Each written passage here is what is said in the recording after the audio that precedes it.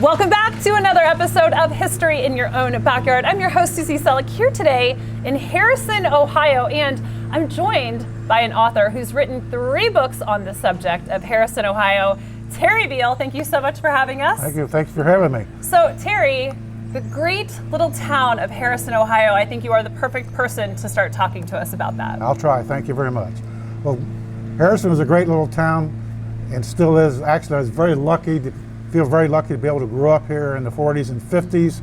I actually graduated from St. John the Baptist right across the street in 1958 and William Henry High School in 1962.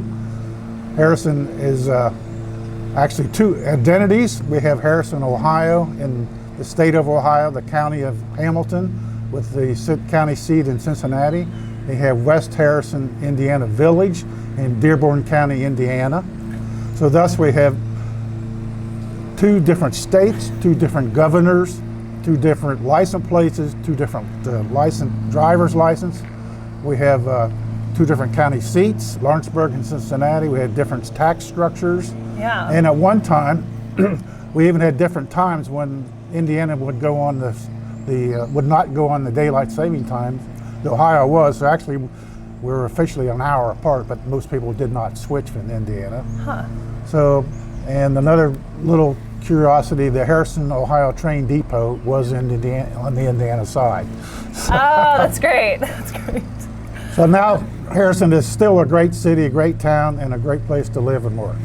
So in History in Your Own Backyard, we love to ask things like, well, what was Harrison like before it was incorporated? Can you talk to us about that, Terry? Absolutely. Actually, I have a map of 1847 in Hamilton County when Harrison had not yet been officially founded. It was part of Crosby Township, just a little burg. Actually, Crosby Township was a huge township covering a lot of part of this area of the state.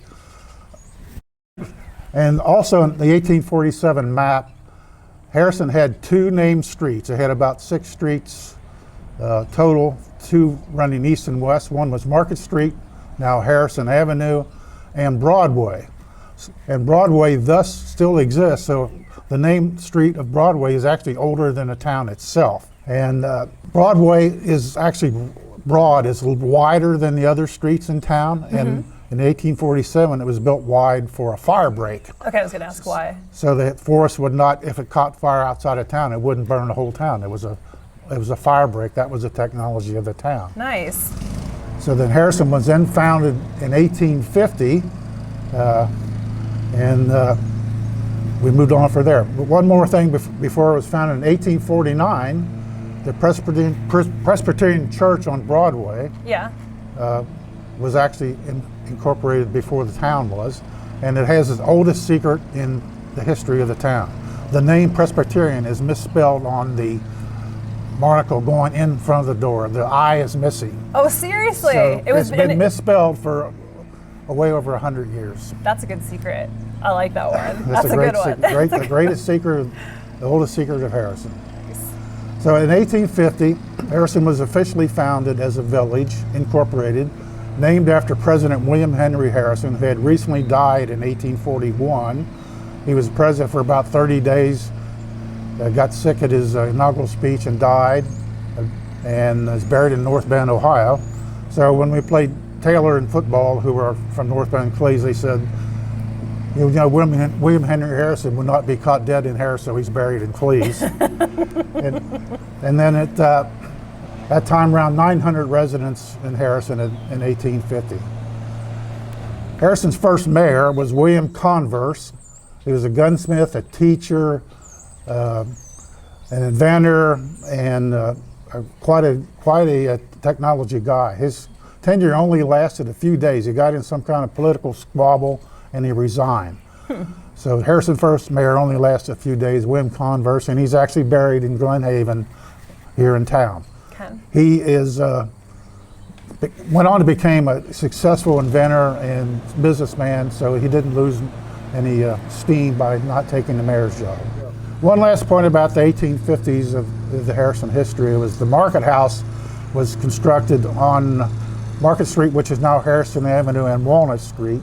And it was the first meeting place for the town, and groceries and a meeting place and it was the first town hall of Harrison. So Terry, you can talk to us about early transportation. I always find that very fascinating. What was Harrison's early transportation like? In the early 1800s, they didn't have cars, they didn't have airplanes, they didn't have much, but they did have canal system, which was a canal of water and with boats pulled by mules and very slow. Harrison was involved in the Whitewater Canal system. It was 68 miles running through Harrison from Cambridge City, Indiana to Lawrenceburg, 68 miles. And actually the beginning of the railroads in the 1850s became much more efficient transportation, and it was started the demise of the canals. Harrison had a toll gate turnpike system. Okay. This is before cars. Okay. This was horses and people walking, driving cattle. It was they traveled by foot, horseback, stagecoach, etc., and ran from Indiana through Harrison up the current 52 into Cincinnati.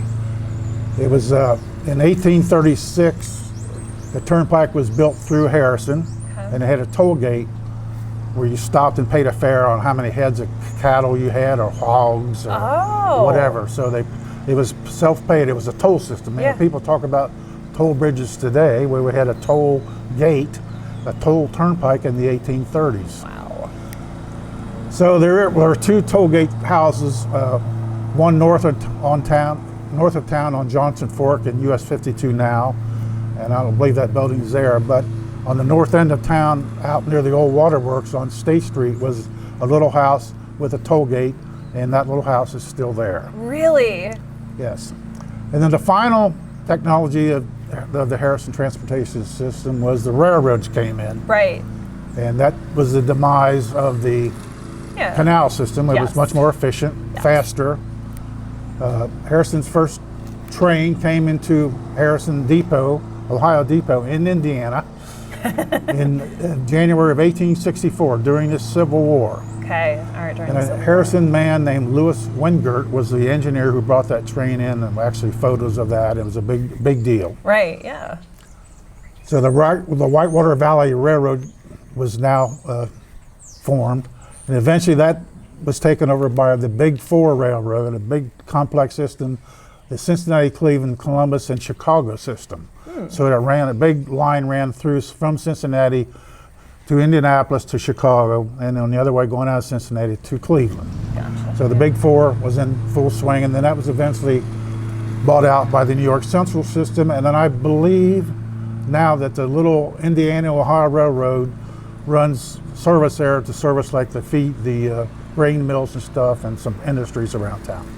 So Terry, it was the canal system, and then it was the railroad, and then what replaced the railroad? Well, what we had in Harrison, believe it or not, we had a streetcar running through the town of Harrison. The streetcars didn't replace the railroad. They were competing against them. Competing. It was called the CLNA streetcar. The CLNA means Cincinnati, Lawrenceburg, and Aurora. So it ran from Anderson Ferry Road. There's a wide spot in the road there. That's where the junction was. You could go to Anderson Ferry and then catch an interurban into Cincinnati.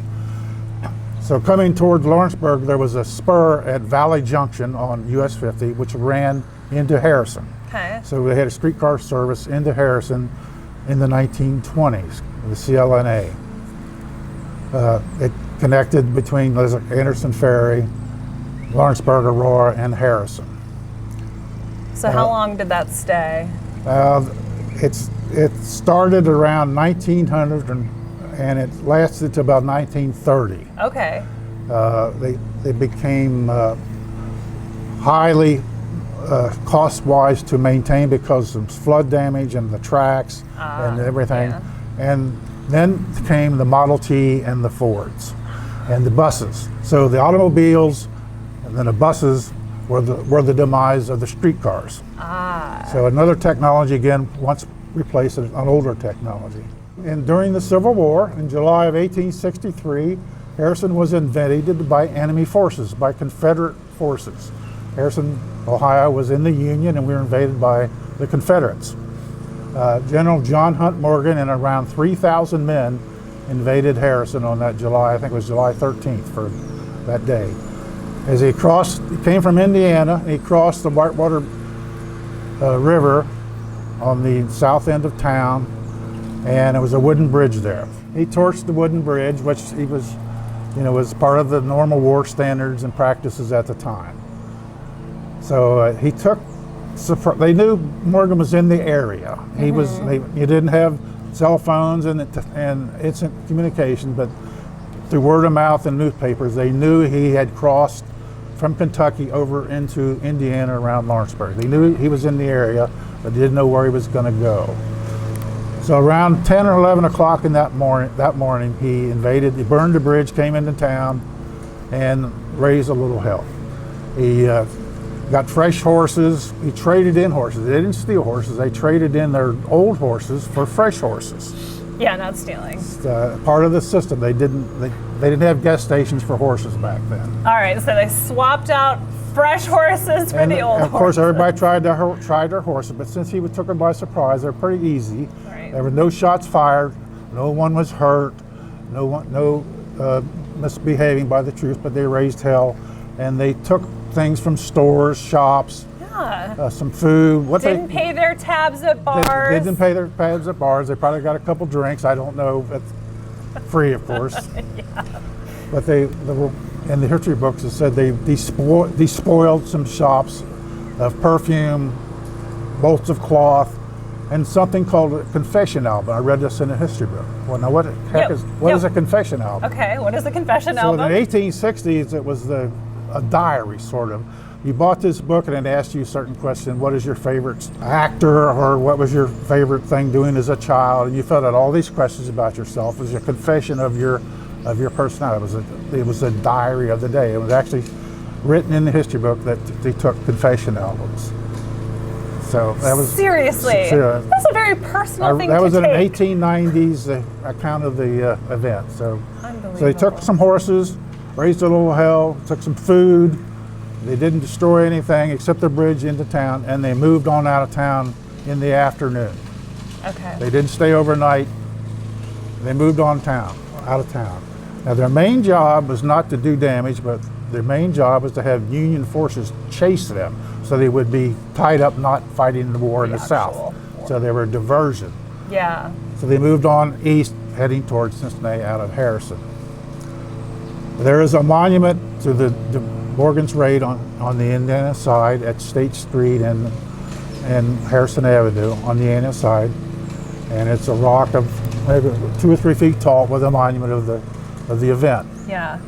Now that monument was famous for when we were children, as kids. There was an Indiana policeman named Valentine Wilson, who spent his whole day with his leg propped up on that rock. Terry, talk to us. 1877, Town Hall was constructed. Take it away. Okay. After the founding of Harrison in 1850, they used the market house for a central meeting place and shops and stuff like that, but it wasn't sufficient. So in 1877, they constructed a town hall at the same location, which would be Market Street and what is now Market Street and Walnut. Okay. And it's now the firehouse there.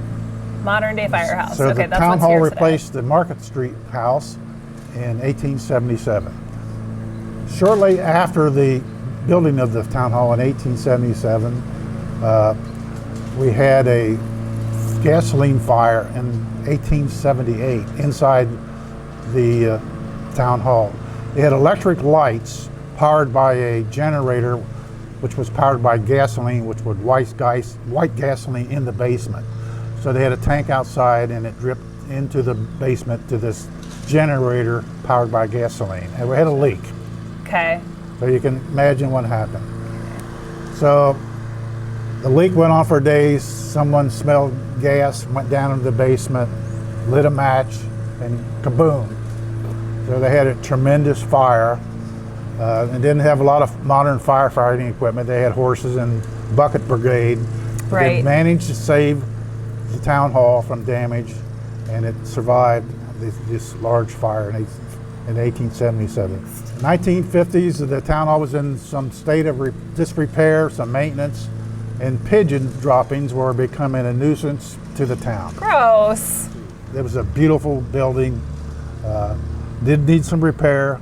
The pigeons were a problem. Yeah. So the political battle ensued to tear it down or keep it. Okay.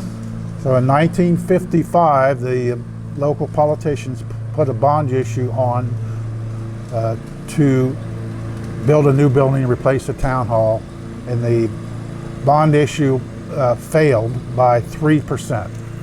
It was close. Yeah. They got 52%, a slight majority to tear it down, but it needed 55% by the charter of the time. So it was saved. And then again, they redid the bond issue vote in 56, excuse me, and it passed by 57% by 2%. So she was doomed to the wrecking ball. And we have movies of the thing being destroyed by Cincinnati wrecking.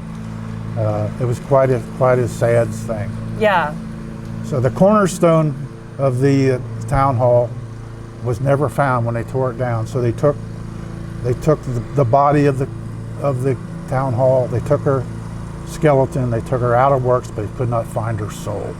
So fires and buildings getting demolished. I don't know if it could get any worse, except for I know the next thing that we're going to talk about, and that's the flood of 1913. Yes, this was another very dark area, dark in the history of Harrison. Yeah. In 1913, in March of 24th, 1913, the Whitewater River was out of her banks, rising 4 to 5 feet an hour, and it crested about 2 a.m.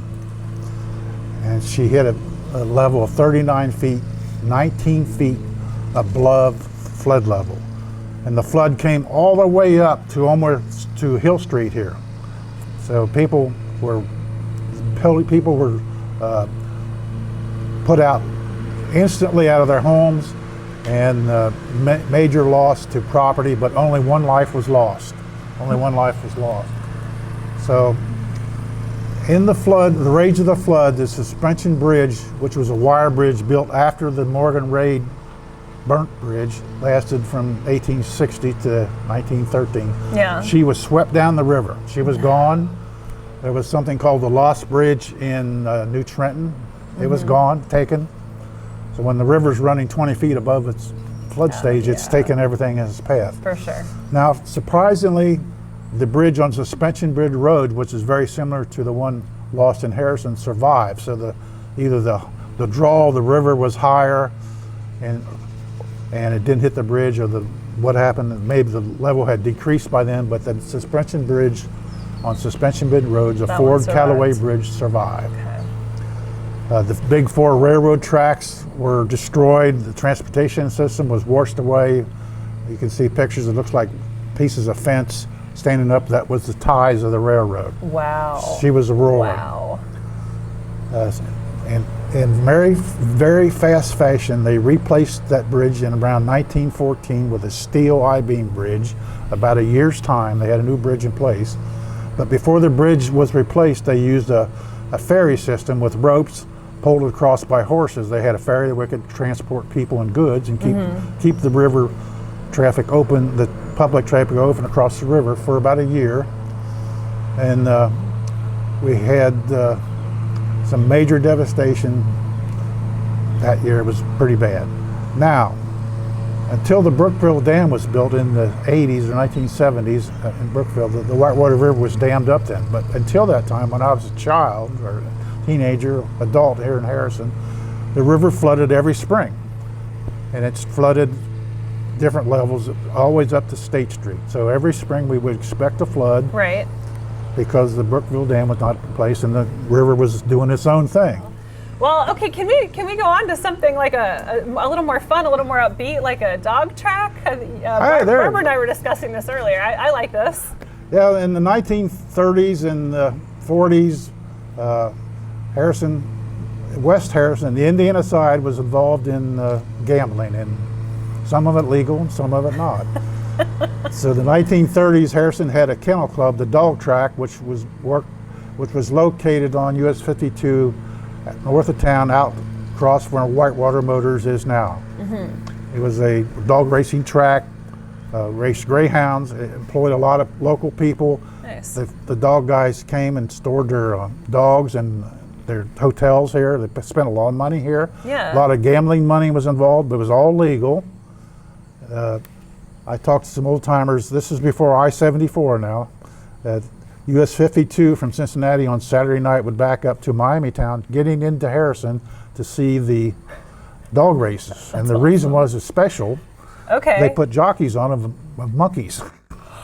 Oh, are you kidding? So the monkey Saturday night was the monkey jockey night, and it worked. They had a good business model. Plus, they made money on the bets. Oh, that's awesome. Okay, yeah, I totally would have sat in traffic for that. So it was a large employer for Harrison. It was a great thing. Yeah. Then suddenly, around 1934, the dog track closed up shop and disappeared.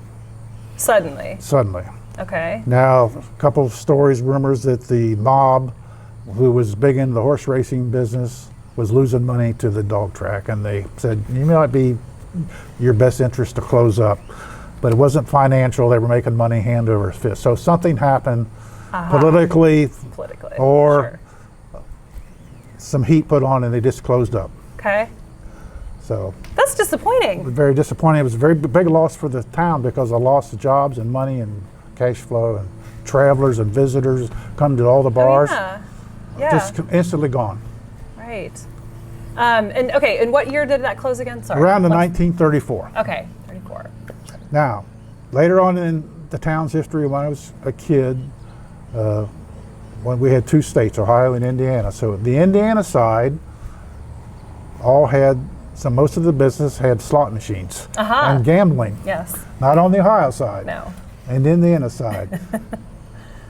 We had the 5H truck stop out of town. It had slot machines. We had Lehman's Grill, slot machines, and a bookie joint downstairs. The West Side drugstore had slot machines in the back. It's like little Las Vegas. Oh my gosh. Elmer's Pool Hall, Corner Cafe, and even my barber, Al, the barber, he'd be cutting your hair, and a guy would walk in with some football betting tickets. He'd take the money while he was cutting your hair. And so gambling was rampant on the Indiana side, not the Ohio side. Yeah. We had a guy, Charles Cook, they called him Cookie the Bookie, who ran the horse racing bookie joint below Mike Lehman's Grill. It was a big operation. They had radios to the tracks, and they'd write all the results on a big chalkboard like you see in the movies. That's fantastic. And Cookie the Bookie built a big house out on West Road, and I wonder how he got all that money. I don't know how he got it. I don't know how he got it. But now, and I talked about Val Wilson standing on Morgan Rage Rock. Yes. Yep. He was the Indiana cop. So on the Indiana side, and all this gambling is going on right in his plain view. Yeah. So his job, according to the locals, was to look out for the Indiana State Police. If they were coming in, he would run in and warn the guys that the cops are coming, cover up the machines. So we had some gambling in Harrison, some legal and some illegal on the Indiana side. I see. Talk to us about the Centennial. Should I just let you take that? Okay, in 1950, Harrison was 100 years old, and it was a big party in town. Actually, I was a part of it as a 5-year-old kid dressed as Daniel Boone. Nice. They had a big grand parade, a tea party, a beard contest, a king and queen, a wedding at the town hall. All the men and booths from basically Hill Street all the way down to State Street of all the vendors and businesses in town. It was a big deal. All the men in town had to wear beards or they would get thrown in jail. And the women would make dresses of the 1850s, all made, handmade. My mom made my clothes and her outfits and a bunch of her neighbors, and they wore the bonnets and all that kind of stuff. Oh, that's cool. They had a king and queen named of the Centennial, Ray Hopping, and Ann Weber was the queen. The prancing horse, which is in the case down in Lawrenceburg on display. It was in the parade. Nice. It was in the parade. There's pictures of that, but it's now on display at Lawrenceburg. I guess they got it from Lawrenceburg, a VFW or something for the parade. And I remember one guy, Melvin Bucksotters, drove a 1903 St. Louis car, a putt-putt, a St. Louis car made by the St. Louis Company in '03. And as I said before, I was in the parade as Daniel Boone, and it was a great time for Harrison. And maybe 2050 they'll do something similar. Oh, that would be fantastic. So Terry, in the 1950s, talk about some of the establishments that were really kind of comprising the town. Okay, I'll tell you, in the 1950s, the balance between the churches and the bars of 1950s, it's about even. We had the first Presbyterian church was formed in 1849, First Christian Church in 1833, Trinity Methodist Church, 1836, St. John the Baptist across the street, 1851. St. John Evangelical just on Broadway. It was the German church before that. It burned in 1919 and replaced in 21. Evangelical United in 1891. Christian Alliance Church on State Street, and the First Baptist Church, 1948. There's about 9 churches in town. And to my count, we had about 9 bars in town. Gotta have a good balance. Good balance. We had Cater's Cafe, Jake's Mecca Cafe, I think still there, the Corner Cafe, State Line, Gayland, Darien, Neps, Charlie's Ranch, which had a bowling alley, and Stones Beach down on Lawrenceburg Road. Okay, very nice. Covered that very well. Terry, businesses in the 1950s. Can you talk about businesses? Yeah, some of them are still in existing, and some of the most prominent ones and the big employers. Harrison Pottery, which was Rupp's Pottery, was started in 1829. They made utilitarian pottery jugs, which they needed at the time. They didn't have refrigeration to store or keep stuff. So later on, it was ran by the widow of the pottery, Anna Rupp. She ran, trying to make ends meet, ran in a Queensware store and a knick-knack store, and then the business went out eventually. But that is now the location of the Rosa's Pizza. Okay. We had the West Side Drug Store in the 1890s, still going strong in the 70s, 60s, 50s, 40s, and we go in there as kids and read comic books and never buy one, of course. No. And it was run by the Kern family for years. It's no longer there. Uener Muller Mills was a big feed mill in town. 1860, it's gone. Campbell Corn Drill became Campbell Hosfeld, the foundry, which was on South State Street. It was a casting place where they made air compressors, cast iron air compressors. Uh-huh. And I think it's still going, but it's under another name. Okay. We had Fisher Shoe Store, started in the 1840s. It's now the hair salon. The building is still there. And they had Fisher's Shoes had a fluoroscope where you go in and stick your foot in. It was an X-ray machine. And you could see your bones through the shoe, and that was a big selling point. That mom would see that, and well, that's sold. It has 2 years growth left. But of course, they didn't tell you were getting X-ray poison. No, The Harrison Bakery, 1878, is still going. Loose Meats Market was a great place where kids, you'd walk in and they'd reach in the meat counter and give you a cold half a hot dog. It was great. That's awesome. Ice cold. That's awesome. Harrison Press is 1925. Before that, it was Harrison News. It's still going. Still going, yeah. Lutz Funeral Home is now Brader's. Western Orlando, big John Miller was the owner. It's gone. Jackman Funeral Home is still going on Broadway. Okay. Sauntry's 5 and 10 store, a big place for hangout for kids. Buy your caps, your kites, your doll stuff for the girls, whatever. It's gone and now part of Village Pharmacy. Okay.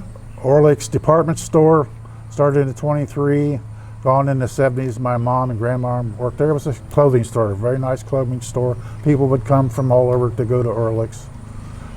United States Shoe Factory, which is up on Dare. The U.S. Shoe was a shoe factory. They made women's shoes.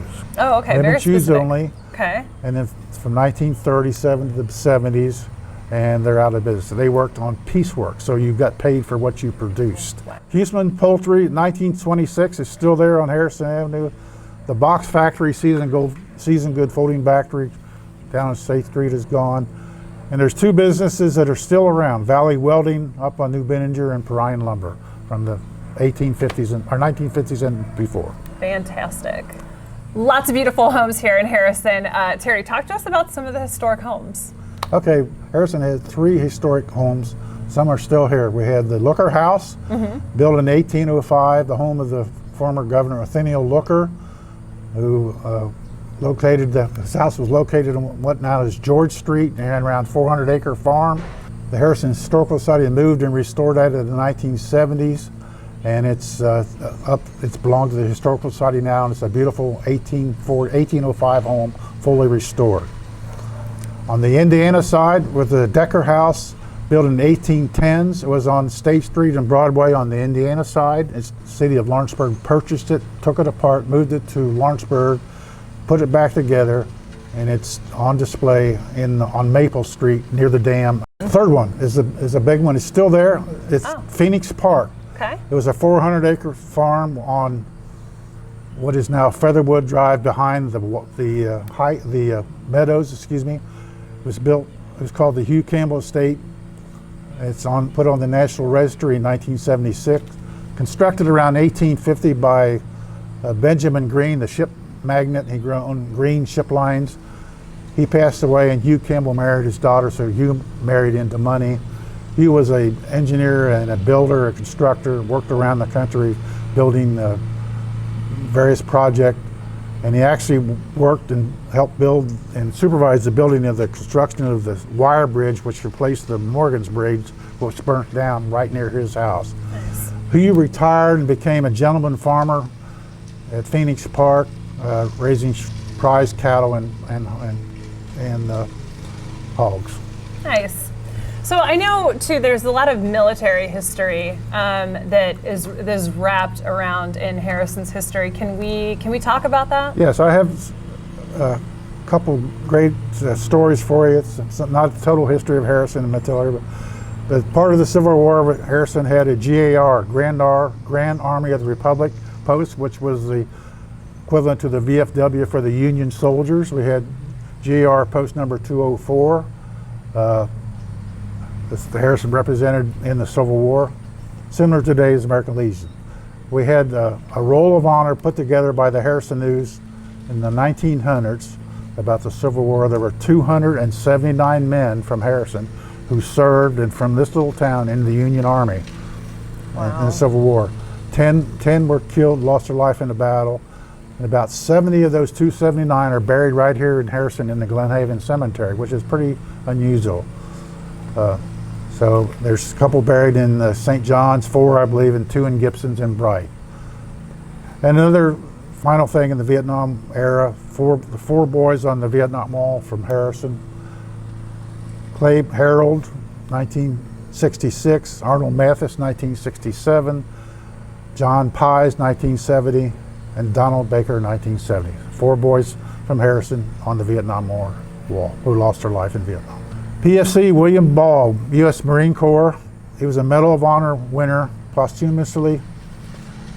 Since the Civil War, only around 3,400 Medal of Honors have been issued. Quite an honor. He joined the Marine Corps in 1948, worked at the shoe factory. He lost his life March 29th, 1950 as a 20-year-old kid in the Korean War. He was riding in a truck with his fellow soldiers. Someone threw a hand grenade into the truck. Just like in the movies, he drove on the hand grenade, gave himself up, and saved the men in his truck.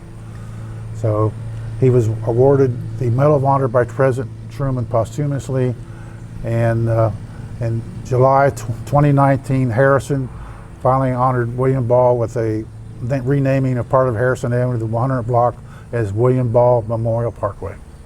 Terry, I know you have quite a story that you're ready to tell me, and I hope I'm ready to hear it on camera. Talk to me about a honey dipper? That's right. Okay. Harrison history could not be complete without me talking about a gentleman I knew and saw, and most of the town knew. His name was Ben Reiner, and he was a honey dipper. He's the CEO of his own septic system removal business. He cleaned septics, privies, which are outhouses, cesspools, and systems like that. He did it by hand. He was a 1950s Harrison CEO of his own business.